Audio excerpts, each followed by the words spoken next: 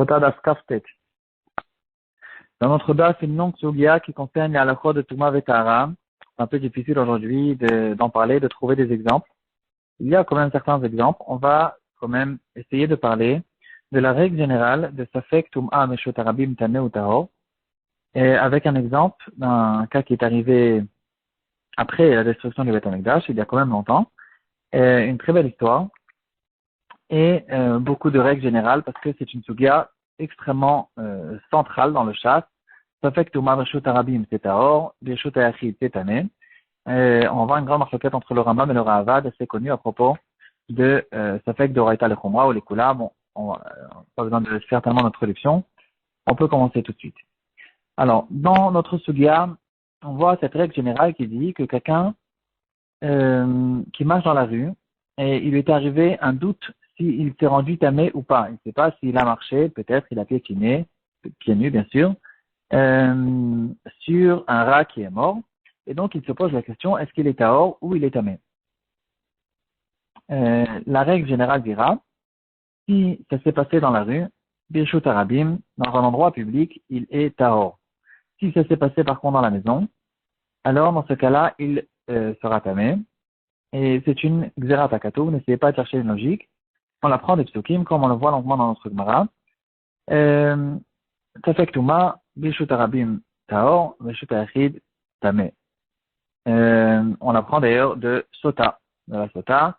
La Torah, elle interdit, même si pour l'instant c'est qu'un doute, on ne sait pas si elle a été souillée ou pas, et quand même la Torah, elle a interdit, et à cause du fait que Sota, ça se trouve bien sûr dans un endroit isolé, séparé, dans un endroit caché, alors c'est pour ça qu'on dit qu'on fait cette différence.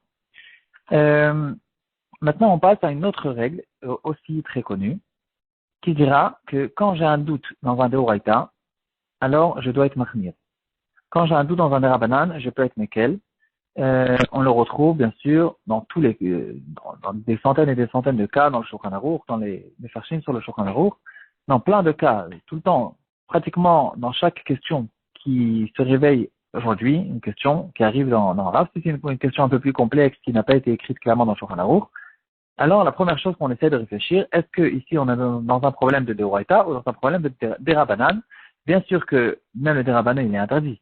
Il y en a qui le savent, qui le savent pas. Les interdictions de Rabbanan aussi sont interdites, mais quand même, point de vue le poids des choses, il y a bien sûr une grande différence. Si on se trouve dans un Deoraita, on devra beaucoup plus être Mahmir. Dans un Rabbanan, dans certains doutes, avec d'autres choses, on pourra dans certains cas être Mekel.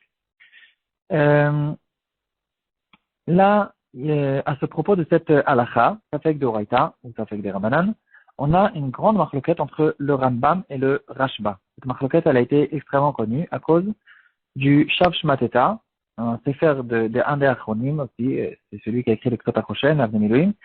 Il a écrit un sefer Shav Shmateta qu'on étudie énormément dans les Yeshivot, Perek Aleph, Shmateta Aleph. Donc c'est tout au début du livre, il ramène cette marloquette entre le Rambam et le Rashba. Quelle est la marloquette? La marloquette, elle est à savoir, est-ce que c'est halakha que quand on se retrouve devant un doute de Deoraita, on doit être Mahmir. Est-ce que cette halakha, c'est une halakha qui est Minatora, ou bien c'est une halakha qui est Miderabanan? Ça embrouille un petit peu, mais en fait, c'est une question de base qu'on doit se poser dans cette halakha. Est-ce que la Torah, elle nous a demandé que dans un cas de doute, alors la Torah, elle reconnaît qu'on doit être Mahmir, ou bien non? Point de vue la Torah, quand on a un cas de doute, même quand on se trouve dans un doute Midoraita, on peut être Mekel. C'est les Chachamim qui sont arrivés et qui nous ont dit, attention, quand tu te trouves dans un Deoraita, tu dois être Mahmir. C'est vrai que quand tu te trouves dans un Derabanan, tu peux être Mekel, mais dans un Deoraita, tu dois être Mahmir. Cette halakha est une halakha qui est Miderabanan et pas Minatora. Ça, cette question, c'est une marloquette entre le Rambam et le Rashba. Le Rashba, il pense que la source de cette règle, c'est une règle qui est Minatora. La Torah nous ordonne d'être Mahmir dans un cas de doute Minatora. Le Rambam, le Rashba se trouve sur Masechet Kiddushin, le Rambam se trouve dans le Chot Isur Bia. Le Rambam, il n'est pas d'accord. Il dit que, point de vue la Torah, elle nous interdit que des choses qui sont sûres. Des choses qui sont en doute, la Torah nous les permet. C'est que les Chachamim qui sont arrivés et qui nous ont dit cette règle que un Safek d'Oraita, c'est les Khumra. Justement, le Shav Shmateta, Shmateta Aleph Perek Aleph, il dit qu'une des grandes preuves que le Rambam il a, c'est justement de notre Sugya. Dans notre Sugia, on dirait qu'il y a une preuve très claire pour le Rambam et contre le Rashba. Pourquoi?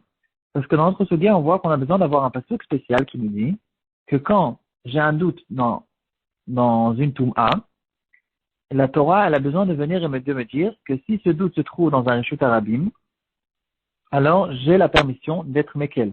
Et là, la question qui se pose, si la vérité si la vérité est comme le Rashba, que la Torah elle nous ordonne d'être mahmir dans tout ce qui est le sfekot. Alors qu'est-ce qu'il y a de spécial dans ce safek qui s'est réveillé dans un Rishut Arabim, que la Torah elle a besoin de nous dire ici c'est Taor. Il n'y a rien de spécial dans cette halakha.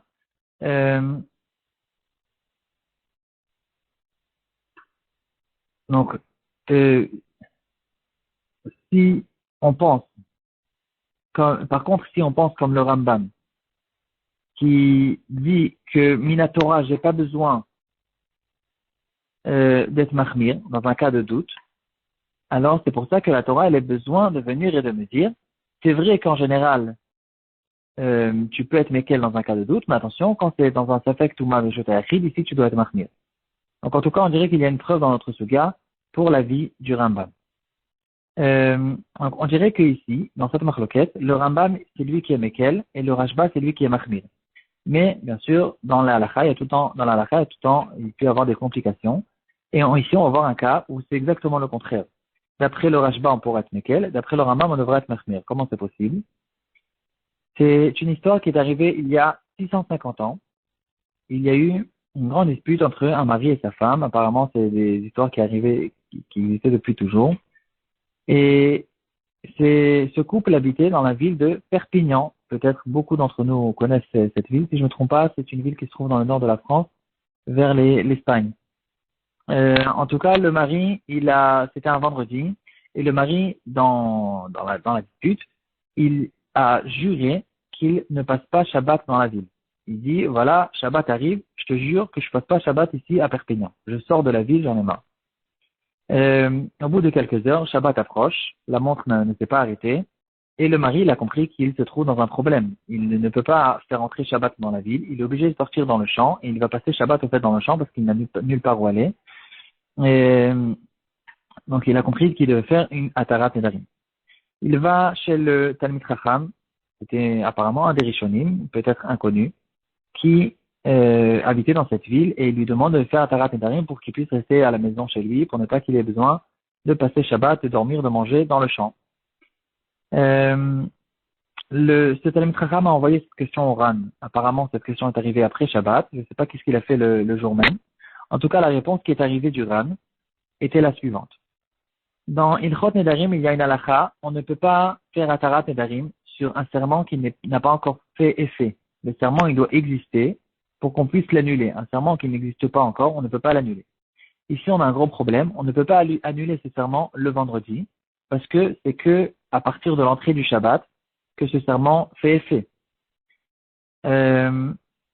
Donc, quoi qu'il en soit, cette personne-là, il est obligé de sortir de la ville au moins pour Kabbalat Shabbat, pour qu'après, le Talmid Chacham sorte à sa rencontre et lui fasse la Atarat Nedarim après que Shabbat soit rentré, parce que maintenant, le serment a fait effet et on peut maintenant l'annuler.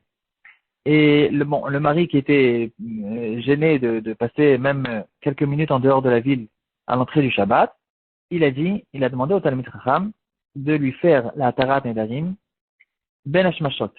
Donc, à partir de l'ashkia, il y a un certain moment où on a un doute, on ne sait pas si c'est jour ou nuit. Alors, bien sûr qu'à propos de l'entrée de Shabbat, on est extrêmement mahmir, on ne fait jamais des melachot après l'ashkia. De toute façon, on attend même 18 minutes avant l'ashkia pour sortir de tous les doutes, de tous les problèmes. En tout cas, le moment de Ben Hashmashot, c'est un moment qui est reconnu déjà d'après dans les Chachamim de la Gemara, c'est un moment qui est considéré comme un moment de doute. On ne sait pas si c'est jour ou nuit. Alors lui, cette personne, il a demandé au Talmid Chacham de venir une minute après l'ashkia et de lui faire la Atarat Nedarim. Pourquoi? Pourtant, on ne sait pas encore si la nuit est tombée et donc on ne sait pas si le Neder a fait effet. Alors, il lui a dit comme ça. Il a dit à cause du fait que Ben Hashmashot est un doute. Et donc, bien sûr que je suis obligé, d'après la Torah, d'être en dehors de la ville pendant ce moment-là, parce que je rentre dans un problème de Safek d'Oraita le Khumra. J'ai un serment que je ne peux pas passer Shabbat dans la ville. Et donc, je suis obligé de sortir de la ville déjà depuis le début de Ben Hashmashot. Et donc, à cause du fait que mon serment, il m'a obligé de sortir de la ville, donc on voit que le serment, il fait effet. S'il a fait effet, point de vue technique, il a fait effet parce que le serment, il m'a déjà obligé de faire quelque chose, même si c'est vrai que c'est un doute, mais quand même, c'est considéré que le serment a fait effet, et donc on peut déjà l'annuler. Le Ran, il lui a dit que cette question dépend de la marloquette qu'on vient de voir entre le Rambam et le Rashba. Le Rashba, c'était, si je ne me trompe pas, le Rav du Ran. Le Rambam, il était un peu avant. Et ça dépend en fait de cette marloquette, mais ici, ça sera le contraire. Le Rambam, ça sera une Khumra, et le Rashba, ça sera une Goula. Pourquoi? Alors, on n'a qu'à réfléchir. Le Rambam, il pense que Minatora, on n'a pas besoin d'être mahmir dans les Sfekot. Alors, qu'est-ce qui se passe Minatora? Minatora, au fait, tout le moment de Ben Hashmashot, cette personne-là n'a pas besoin encore de sortir. Tout ce qu'il a besoin de sortir, c'est à cause des Rabbanan. Mais la Torah ne reconnaît pas ce moment-là en tant qu'un moment qui l'oblige de sortir. Et donc, si on dit comme le Rambam, le Neder n'a pas encore fait effet pendant le moment de Ben Hashmashot. Parce que le Neder, en tout cas le côté d'Oraita du Neder, il n'est pas encore valable. Parce que tout le moment de Ben Hashmashot qui est encore un doute, la Torah, point de vue la Torah, je peux être Mekel. Et donc, je peux rester même dans la ville. Et donc, si je peux rester dans la ville, malgré que je dois sortir à cause du Drabanan, mais quand même, point de vue les Doraita, ce Neder n'a pas fait effet. Et donc, automatiquement, je ne peux pas non plus l'annuler. Donc, d'après le Rambam, il faudra attendre la fin de Ben Hashmashot, que la nuit tombe complètement pour que je puisse annuler ce Neder. D'après le Rashba, je pourrais par contre ici être Mekel, parce que le Rashba pense que la Torah elle-même, elle me dit d'être Mahmir dans un cas de doute. Et donc la Torah elle-même, elle oblige cette personne, Mina Torah, de sortir de la ville depuis le début de Ben Hashmashot, depuis Ashkia, parce que le doute l'oblige à faire sortir. Donc, à cause du doute, c'est vrai que c'est à cause du doute, mais à cause du doute, la Torah, elle reconnaît que ce Neder a fait effet. Si le Neder a fait effet, on peut l'annuler. Et donc, le Talmid Chacham, d'après le Rashba, pourra sortir à la seconde de l'Ashkia, lui faire son Atarat Nedarim.